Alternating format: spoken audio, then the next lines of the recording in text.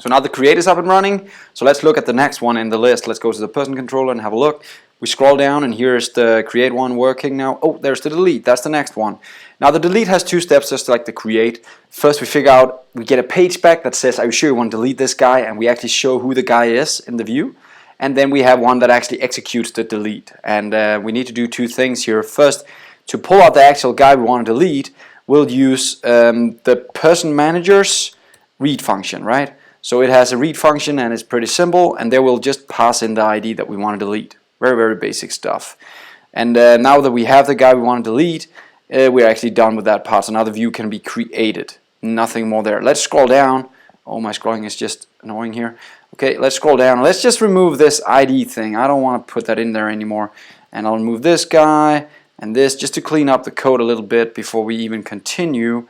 Because it's not needed more than this. So the next step is that we want to remove the actual list, the person from the list of persons.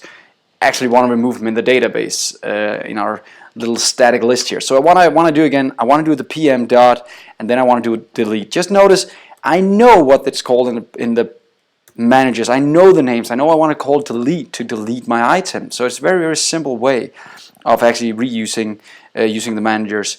And here we go into the delete function, and in there I want to just call what I pretty much just cut right here. So I just stole this line right here because that's the line I'm going to use inside the person list manager here. If I go down to the delete function, I'll just paste that in here.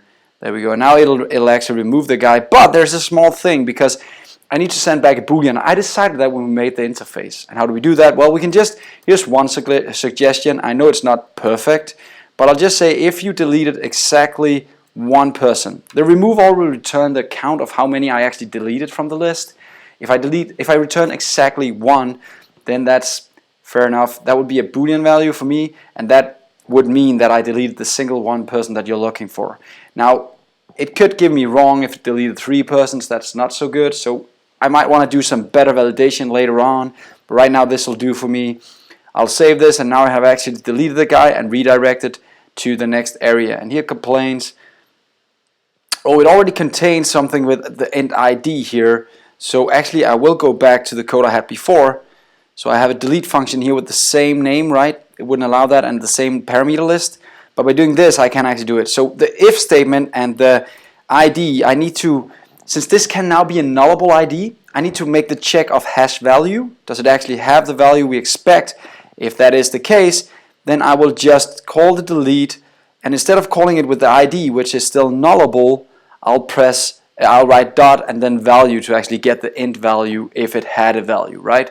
So that's how you make sure that it actually, an int that's nullable actually has a value, and how you pull out the value of that int nullable. So that should be the delete function out of the way. We're done with that part. See you in the next lesson.